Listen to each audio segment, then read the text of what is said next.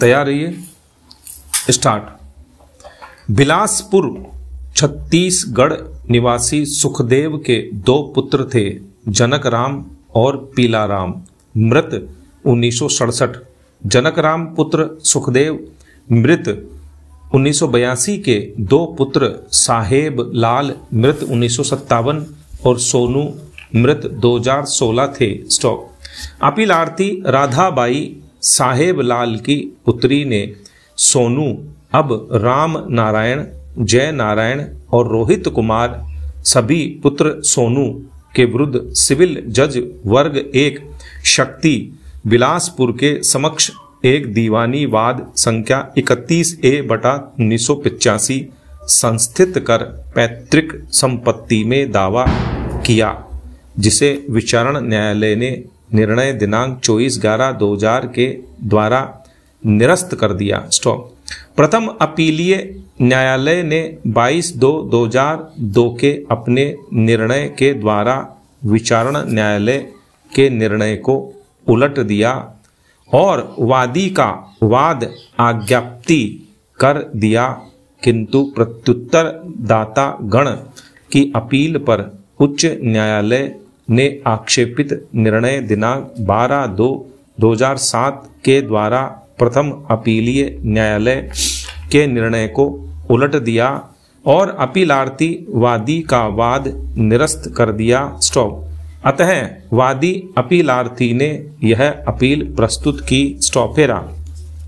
अपीलार्थी का दावा था कि दावाकृत संपत्तियां उसके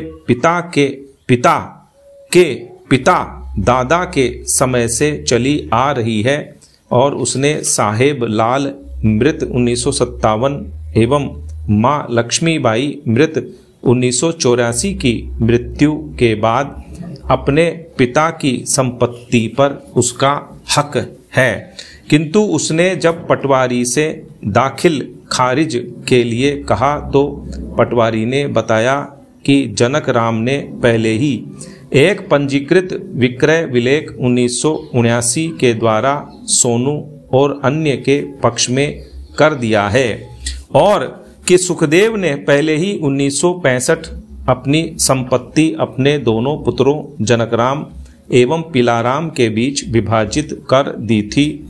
अतः उसने वाद संस्थित किया। स्टॉप। जब प्रथम अपील न्यायालय ने वादी अपीलार्थी के वाद अपील को स्वीकार किया, तब उसे वादग्रस्त संपत्ति के आधे हिस्से का हकदार घोषित करते हुए आज्ञप्ति पारित की। स्टॉप। अपील में उच्च न्यायालय ने निम्न 2 प्रश्न निर्धारण के लिए विरचित किए। स्टॉप। पेरा 1। क्या वादी ने एक महिला होते हुए अपने पिता जनक राम द्वारा अपने पिता सुखदेव की मृत्यु के बाद उत्तरजीविता के आधार पर प्राप्त एकमात्र स्वामी सुखदेव की संपत्ति के विभाजन का अधिकार प्राप्त कर लिया था? स्टॉपेरा 2।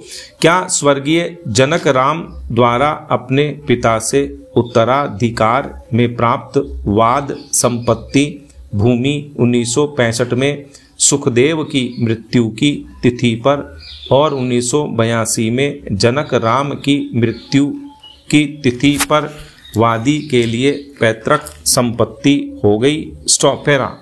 उच्च न्यायालय ने तथ्यों, साक्ष्यों एवं बहस के बाद दोनों प्रश्नों का उत्तर नकारात्मक देते हुए निष्कर्षित किया कि परिवार संपत्ति विभाजन के बाद सहदायिकी भंग हो चुकी थी। स्टॉप। प्रत्येक सदस्य अपना हिस्सा धारण करते थे। वादी अपीलार्थी राधाबाई की प्रास्थिति एक संभाव्य उत्तराधिकार की थी, इससे अधिक कुछ भी नहीं। स्टॉप। वह केवल उत्तराधिकार में प्राप्त हिस्से की हकदार थी जो जनक राम की मृत्यु पर उपलब्ध था। स्टॉप। किंतु जनक राम ने वाद संपत्ति अपनी मृत्यु 1982 से पूर्व ही प्रत्युत्तरदाता गण के पक्ष में पंजीकृत विक्रय कर दिया था। स्टॉप।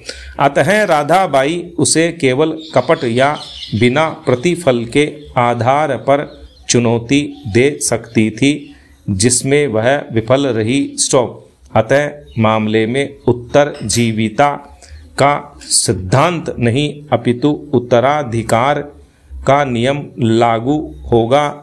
तदनुसार अपील विफल होती है, वादी का वाद निरस्त किया जाता है। स्टॉप। पेरा।